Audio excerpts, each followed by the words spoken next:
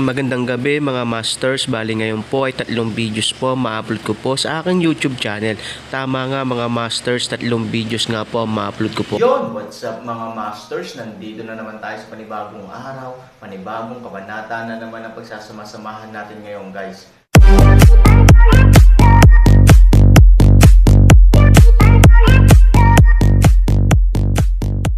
Bali mga masters, kung bago ka pa lang po sa aking YouTube channel, please click the subscribe button, lalong-lalo na po yung notification bell guys, para maging connected pa rin tayo sa isa't isa at maging updated kayo sa mga susunod ko pang video. Bali mga masters, bago natin umpisahan ng kwento ay mag-shoutout po muna tayo para sa mga solid nating tagapakinig. Sobra akong nagpapasalamat sa inyo mga Sec Masters at aking mga Emperor. Maraming salamat sa solid na pagsuporta nyo. Yun na nga mga masters, no? Bali hindi na ito patagalin. In 3, 2, 1, let's go! Mga masters, baka pwedeng hindi tayo mag-skip ng ads. Salamat mga masters.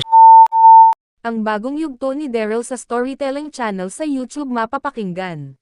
Ang bagong kabanata. Nang marinig ito ng mga kasundaluhan sa hanay ni General Oliver. Ang isa ay nagsalita at sinabi, "Haring Ken, ang mga nilalang ba na tinutukoy nyo ay nagmula sa lahi ng mga demonyo? Ang lahi ba ng mga demonyo ang gumawa nito sa ating imperyo at pumaslang ng napakadami namin mga kasamahan? Ang mga lapastanganan ng mga demon na iyon.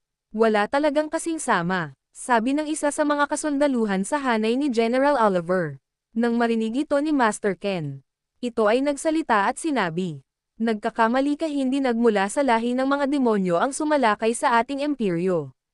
At pumaslang sa inyong mga kasamahan at samiran ng aking kaharian at mga gusali dito sa loob ng imperyo. Ibang lahing nilalang nakasakasama natin na naninirahan sa mundo na ito," sabi ni Master Ken. Nang marinig ito ng mga kasundaluhan sa pangkat ni General Oliver, sila ay labis na nagulat. At ang isa sa mga kasundaluhan sa hanay ni General Oliver ay nagsalita muli at sinabi, "Paumanhin Haring Ken, ngunit saan nagmulang lahi ng mga nilalang ang may gawa ng ganitong klaseng pagsalakay sa ating imperyo? Sa aming pagkakaalam sa mga nagdaan na mga araw, tanging ang mga lahi lang na nagmula sa lahi ng mga demonyo ang ating mahigpit na kaaway. At wala nang ibang nilalang pa na may galit sa ating lahing elf. Huwag mo sabihin Haring Ken. Ang mga nilalang na gumawa ng karumal-dumal na gawain na ito sa ating lahi ay nagmula sa matagal na natin kaaway noon pa man. Ang lahi ng Rakshia. Paano nakarating ang lahi ng Rakshia sa ating lugar? Sa nagdaan na mga araw sa paghahanap namin kay Prinsesa Lin. Sa lugar kung nasaan nakatayo ang sagradong harang sa pagitan ng lugar ng lahi ng Rakshia at ng ating nasasakupan ay matibay peren na nakatindig. Ang sagradong harang ay, maayos ang kalagayan at matibay peren. Paano nangyari na nakarating dito ang lahi ng Rakshia Haring Ken? Tama ba ako Haring Ken, walang ibang lahi ang gagawa ng ganito sa ating lahing elf, kundi ang lahi ng mga Rakshia. Dahil sinabi mo Haring Ken, hindi ang lahi ng mga demonyo ang may gawa ng lahat ng ito. Kaya tanging ang lahi lang ng Rakshia ang may kayang gumawa sa ating ng ganitong karumal-dumal na gawain, at ang lahi ng Rakshia ay matagal nang may galit sa ating lahing elf," sabi ng isa sa mga kasundaluhan ni General Oliver. Nang marinig ito ni Master Ken, ito ay nagsalita at sinabi, "Nagkakamali ka Peren. Tulad nga ng sinabi mo, ang sagradong harang sa pagitan ng ating nasasakupan at sa nasasakupan ng mga Rakshia ay nasa ayos Peren. At wala na talagang ibang pwedeng daanan ang mga ito para makatungo sila sa ating lugar, lalo na sa mismong imperyo ng ating lahing elf. Kaya hindi nagmula sa lahi ng Rakshia ang may kagagawan nito sa ating lahing elf. Ang mga nilalang na sumalakay sa ating ay nagmula sa isa sa malakas na lahi na nilalang tulad ng lakas na mayroon ang lahi ng mga demonyo," sabi ni Master Ken. Nang marinig ito ng mga kasundaluhan sa hanay ni General Oliver, sila ay labis na nagulat. At ang lahat ay nagsabay-sabay na nagsalita at sinabi, "Ano? Ibang lahi ng nilalang ang may kagagawa ng lahat ng ito, at ang lahi ng mga nilalang na iyon ay kasing lakas ng lahi ng mga demonyo. Paano? At bakit nila tayo sinalakay ng ganito, at paano sila nagkaroon ng galit sa lahi natin elf? At Haring Ken, maaari na ba namin malaman kung anong lahi ng mga nilalang ang iyong tinutukoy na kasing lakas ng lahi ng mga demonyo?" sabi ng mga kasundaluhan sa hanay ni General Oliver. Nang marinig nito ni Master Ken, ito ay nagsalita at sinabi, Sa ngayon hindi ko muna sasabihin sa inyo kung saan nagmulang lahi ang mga nilalang na sumalakay sa ating imperyo at nagwasak ng aking kaharian at mga gusali dito. Sa ngayon kailangan na muna natin matipon ang lahat ng ating mga kasundaluhan at makarating sila dito sa mismong imperyo. Kapag nandito na ang lahat sasabihin ko sa inyo kung sino at kung saan lahi ng mga nilalang ang may kagagawan ng lahat ng ito. Sa ngayon antayin na muna natin sila General Oliver, dahil si General Oliver ay akin inatasan na dala niya ang lahat ng mga kasundaluhan ng ating lahing elf na nasa lugar ng mga mangkukulam na elf. At ang iba pa na mga kasamahan nyo na nasa iba't ibang parte ng ating nasasakupan na nagbabante. Kailangan ang buong kasundaluhan sa ating lahing elf ay makarating na agad dito mismo sa imperyo ng ating lahing elf. Upang mapaghandaan na natin ang muling pagbabalik ng mga nilalang na iyon na Samaire sa ating imperyo. At pumaslang ng napakadaming kasundaluhan sa ating lahing elf. At ngayon na nandito na kayo sa hanay ni General Oliver. Kayo na muna ang aking makakasama upang maisaayos kahit papaano ang loob ng imperyo. Para kapag nandito na ang lahat kahit papaano ay may nagawa na tayo.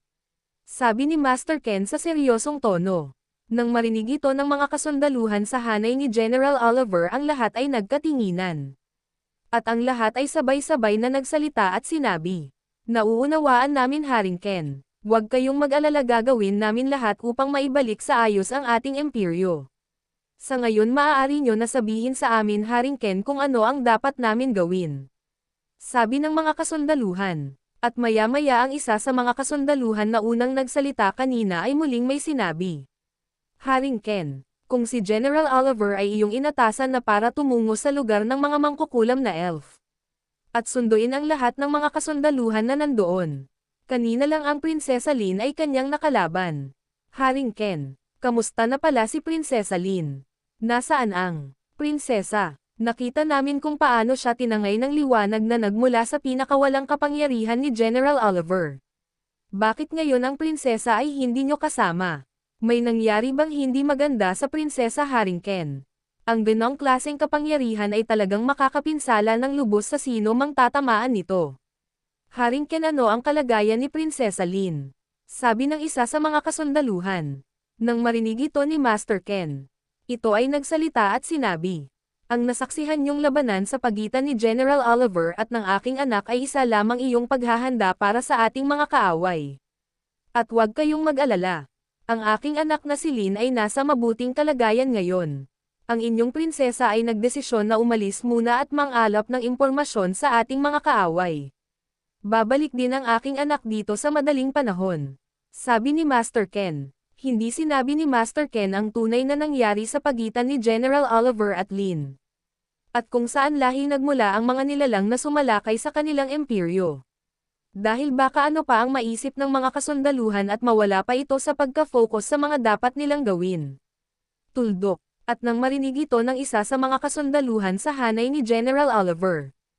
Ito ay muling nagsalita at sinabi, "Ganun pala Haring Ken. Mabuti naman ang prinsesa ay nasa mabuting kalagayan at hindi man ito nagkaroon ng pinsala. Kung ganun Haring Ken, maaari nyo na kami utusan sa aming mga dapat gawin." Sabi ng isa sa mga kasundaluhan. Nang marinig ito ni Master Ken, ito ay nagsalita at sinabi, "Kayong lahat, kunin nyo ang lahat ng mga bangkay ng inyong mga kasamahan at ilagay sa isang lugar. Ating silang ililibing lahat, maghati-hati kayo sa ilang pangkat na bilang para madali nyo malipon ang mga katawan ng inyong mga kasamahan na wala ng mga buhay. Kung maaari ay tignan nyo mabuti ang buong imperyo at ang mga sulok nito.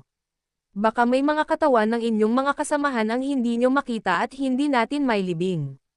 Kaya mas mabuti na tignan nyo mabuti ang bawat sulok ng imperyo at bawat lugar na mayroon dito." Oo nga pala, ayan na ba ang lahat ng bilang nyo sa pangkat ni General Oliver? Iyan na ba ang bilang ng mga kasundaluhan sa pangkat ni General Oliver? Sabi ni Master Ken. Nang marinig ito ng mga kasundaluhan sila ay muling nagkatinginan at ang isa ay nagsalita at sinabi, "Haring Ken, kanina may iba kaming mga kasamahan na tumungo malapit sa libingan ng mga sinaunang hari at reyna ng ating lahing elf. Dahil kanina sila ay may napansin at may kakaiba sa lugar kung nasaan nakalibing ang mga sinaunang hari at reyna ng ating lahing elf. Ngunit, hanggang ngayon hindi pa rin namin sila nakikita muli." Sabi ng isa sa mga kasundaluhan sa hanay ni General Oliver.